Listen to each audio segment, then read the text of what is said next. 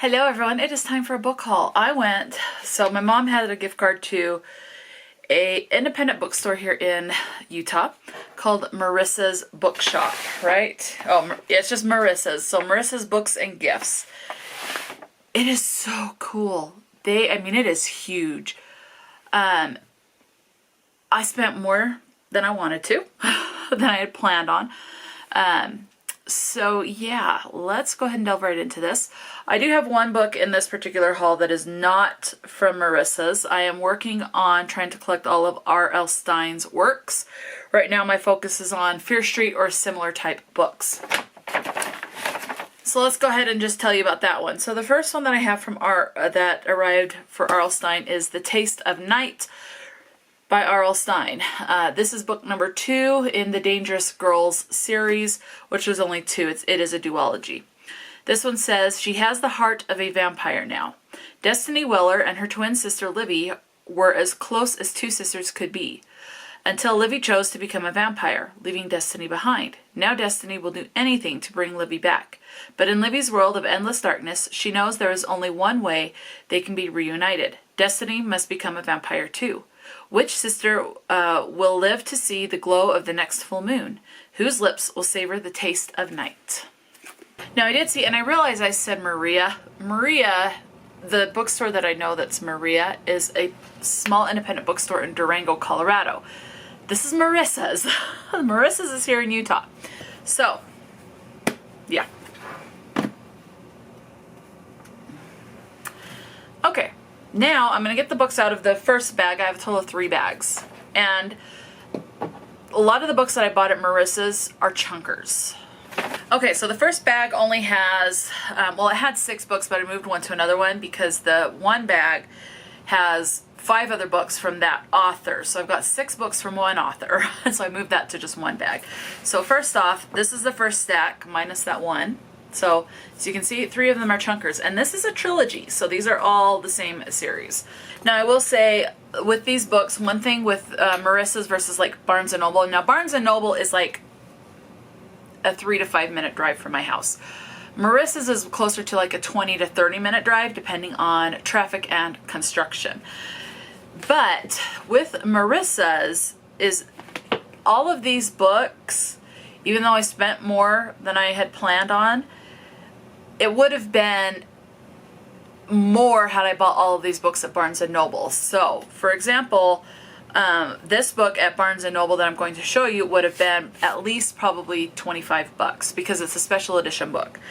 Whereas Marissa's, it was $12, and it is not used, it is brand new.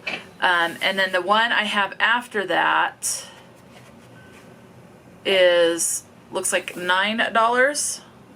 Whereas at Barnes & Noble would have been like $17 according to the back of the book. So it is cheaper financially to buy the books to go to Marissa's. And I would rather support an small independent bookstore. Now if Marissa's goes out of business, I'll either have to find another small bookstore, which I would like to do, but I think they would be even farther away, so it would definitely have to be at like an all-day excursion type of a thing. I don't know. But if there were no independent bookstores around me, if Marissa's were to go out of business, which I hope never ever happens, but if that were to happen, Barnes & Noble would be the only choice. So Barnes & Noble, it would be more of a kind of a spontaneous type of a thing. So you're going to probably see Polly here in the background. In fact, let's just kind of, so you can see her a little bit. There you go. Okay, this next one, she's just going to get covered up by a book anyway. So this first one I'm going to tell you about is The Scarlet Letter by Nathaniel Hawthorne. Look at that. I do remember reading this in high school, and I really enjoyed it. And I was like one of the few students that actually read the assigned reading and enjoyed the assigned reading. Most of the people in my class said they hated reading and didn't want to do the assigned reading and hated the assigned reading if they even did it. So, let's see. It says, no man for any considerable period can wear one face to himself and another to the multitude, without finally getting bewildered as to which may be the true. Nathaniel Hawthorne. I don't think there is a synopsis. I just remember someone being branded with the Scarlet Letter, I think because she had an affair. it has been, like, I'm talking the year 2000 or 2001 is when I read it. So it's been a long time, but I do remember liking it. There is not a synopsis. So it's just a classic. So I'll have the title and the author listed in the description box. But yeah. Oh. And I just noticed this has a ribbon. So there's you can see it right there, just a red ribbon. Another classic I remember people saying if you have read, I'm blanking on it, but it's another book by a different author about control and controlling the type of media you can consume, about the type of literature, about history, omitting certain things like that. It's like if you enjoyed that, and I'm blanking on the title, and of course tonight when I go to bed I'll remember. But they said you'll like this, and if you like this book, then you'll like the other one. Brave New World. I actually remembered it. Okay, Brave New World. This one is Fahrenheit 451, and I've heard if you liked Brave New World, which I did, then you'll like this one. 6 years after its original publication. Okay, I don't care about that one. Let's see. Praise for this book. Okay. Guy Montag is a fireman. His job is to destroy the most illegal of commodities, the printed book, along with the houses in which they are hidden. Montag never questions the destruction and ruin his actions produce, returning each day to his bland life and wife Mildred, who spends all day with her television family. But when he meets an eccentric young neighbor, Clarice, who introduces him to a past where people didn't live in fear and to a present where one sees the world through the ideas and books instead of the mindless chatter of television, Montag begins to question everything he has ever known. And that's all it says. So I think I'll like this. From what I've heard, I definitely think I will, especially where it's like, if you like Brave New World, you'll like this book. So this first one, the series of is Gods of Blood and Powder. So, and this series is written by Brian McClellan. And this first book is over 500, I think, over 600, barely over 600 pages. But this one is Sins of Empire. So, let's see. On the frontier of a dangerous new world, only power matters. As loyalties are tested and a dangerous artifact is discovered, the people of Fatrasta will soon learn that rebellion is the least of their worries. And that is it.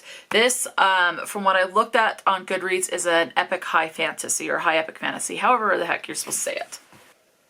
Okay, I just saw that there is a prequel novella to in the series of Gods of Blood and Powder. And the prequel is 76 pages. Now, I had some credits from purchases, so I didn't have to pay anything for the prequel. Otherwise, it would have been $3.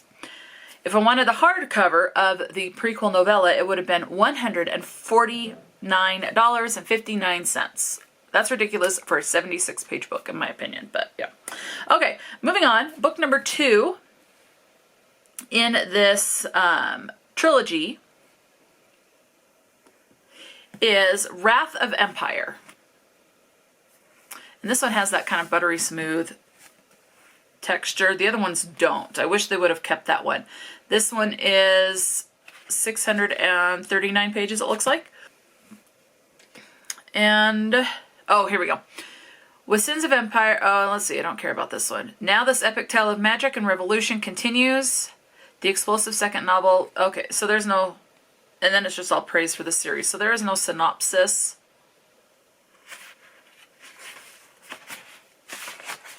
I don't think, yeah, there's no synopsis on this one, but there is a map. So, and another map. And a third map. So yeah, okay, Wrath of Empire. And then the third book in this series, again, there is a little bit of a synopsis on this one, so I can read that one in case you've read the first two. This one is Blood of Empire. This is the final book in the trilogy. It says, Fatrasta is a young nation in the on the brink of total destruction, a perilous land of rebels, adventurers, and sorcerers, with war coming for them on all sides, a sellsword, a spy, and a general face insurmountable odds to turn the tides of war. Doesn't give me much, but yeah. These next 6 books I will show you are all from the same author. It's 2 separate trilogies. And this first one is so... Oh, I just love these editions. I really enjoy these editions. Anyway, Ship of Magic by Robin Hobb. This is part of the Life Ship Traders trilogy. So the synopsis reads, Bingtown is a hub of exotic trade and a home to merchant nobility, famed for its live ships, rare vessels carved from wizard wood, which ripens magically into sentient awareness. Now the fortunes of Bingtown's oldest families rest on the newly awakened live ship Vivica. For Althea Vestrit, the ship is her rightful legacy. For Althea's young nephew, wrenched from his religious studies and forced to serve aboard the Vivica, the ship is a life sentence. But the fate of the ship and the Vestrits may ultimately lie in the hands of an outsider, the ruthless buccaneer Captain Kennett, who plans to seize power over the Pirate Isles by capturing a live ship and bending it to his will. Okay, book number 2 in the Live Ship Traders is Mad Ship. The ancient tradition of Bingtown's old traders is slowly eroding under the cold new order of a corrupt ruler, and the Vestrit family anxiously awaits the return of their live ship, a rare magic ship carved from sentient wizardwood, which bonds the ships mystically with those who sail them. And Althea Vestrit waits even more avidly, living only to reclaim the ship as her lost inheritance and captain her on the high seas. But the Vivica has been seized by the ruthless pirate Captain Kennett, who holds Althea's nephew and his father hostage. Althea and her one-time sea mate Brashen resolve to liberate the life ship, but their plan may prove more dangerous than leaving the Vivica in Kennett's ambitious grasp. Okay, this third one and final one in the Life Ship Traders trilogy is Ship of Destiny. It says, as Bingtown slides toward disaster, clan matriarch Ronica Vestrit, branded a traitor, searches for a way to bring the city's inhabitants together against a momentous threat. Meanwhile, Althea Vestrit, unaware of what has befallen Bingtown and her family, continues her perilous quest to track down and recover her live ship the Vivica from the ruthless pirate Kennett. Bold though it is, Althea's scheme may be in vain, for her beloved Vivica will face the most terrible confrontation of all as the secret of the live ships is revealed. It is a truth so shattering it may destroy the Vivica and all who love her, including Althea's nephew, whose life already hangs in the balance. Okay, this next one is the Tawny Man trilogy, and book number 1 is the Tawny Man trilogy by Robin Hobb is Fool's Errand.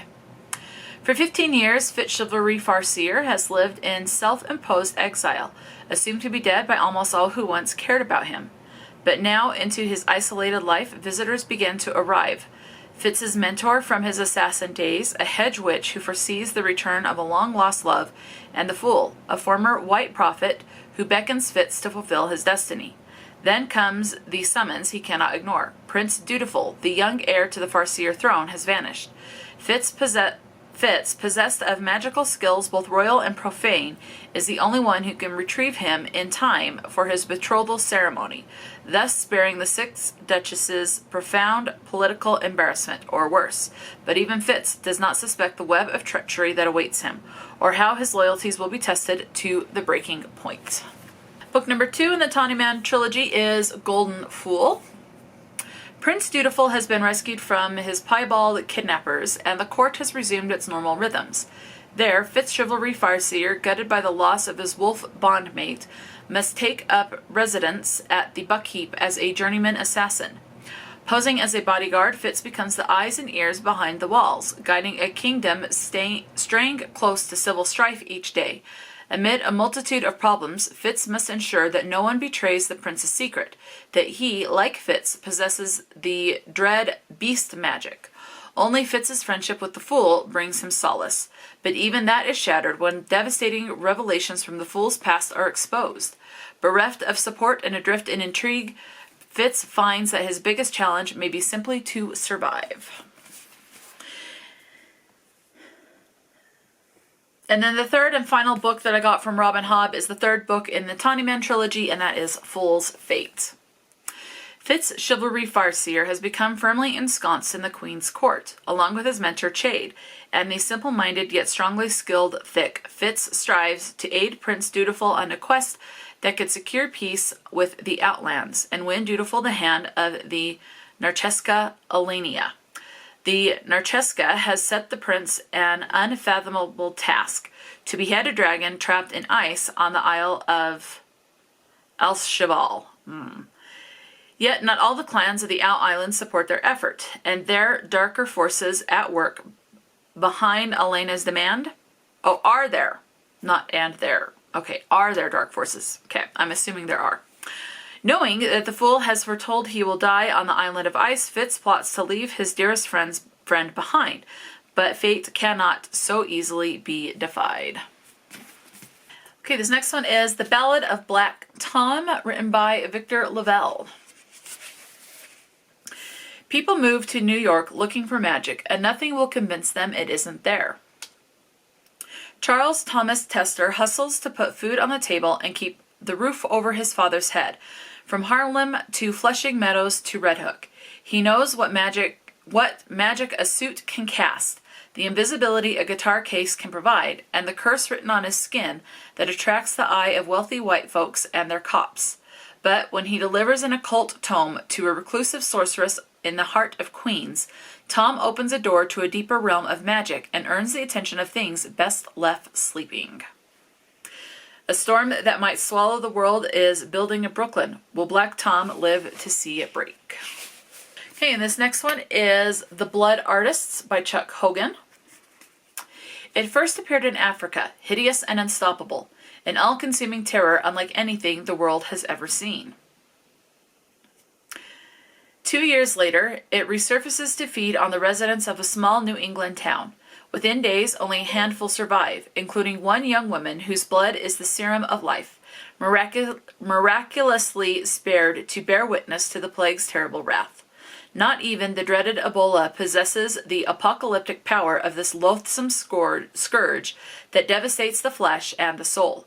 Two brilliant scientists, now bitter rivals, contained it once using the most extreme methods.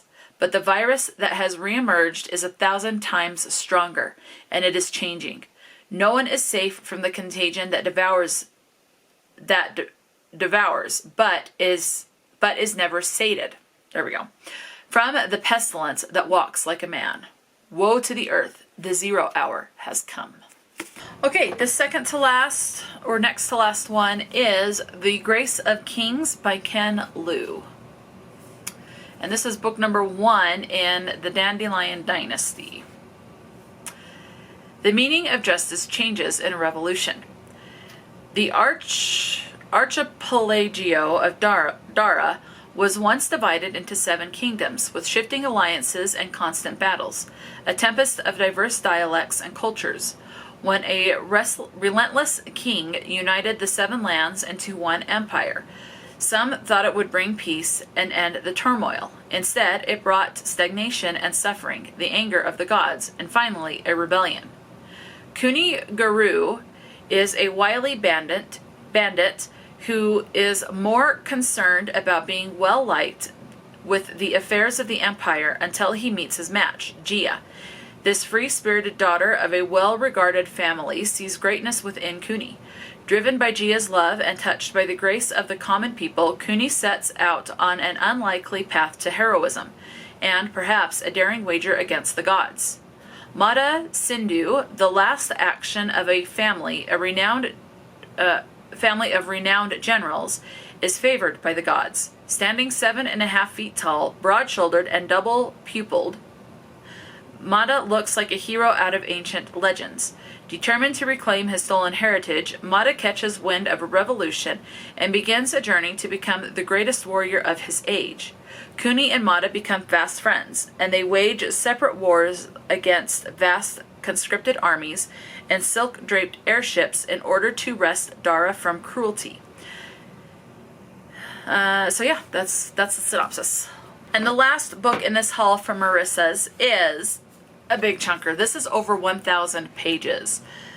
It is 1,072 pages, it looks like.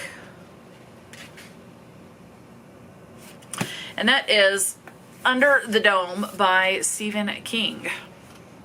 On a beautiful fall day, the small town of Chester's Mill, Maine, is suddenly and inexplicably sealed off from the rest of the world by an invisible force field. Planes crash into it and rain down flaming wreckage. Cars explode on impact. Families are separated and panic mounts. No one can fathom what this impenetrable barrier is, where it came from, and when or if it will go away. As the days go by and the grim reality of the situation dawns, each of Chester's Mill's residents reveals their true nature in the face of shortages, rationing, lawlessness, and uncertainty. Survival depends on Dale, Barbie, Barbara, an ex-army drifter trapped with everyone else who must now lead an intrepid few to uncover the sinister forces intent on holding the town hostage, and to somehow overcome them before there is no one left alive. And this is heavy, and this could definitely, if there were an intruder in my house and I were to swing this at their head, would do some damage. It is heavy. So, great self-defense book to have on hand. Anyway, let me know if you've read any of these books or books from any of these authors. And out of these books, if you have not read from them, which one sounds the most intriguing by the synopsis to you? Let me know. Talk to me in the comment section below. And until next time, stay true to yourself and enjoy a good book, and I will talk to you later.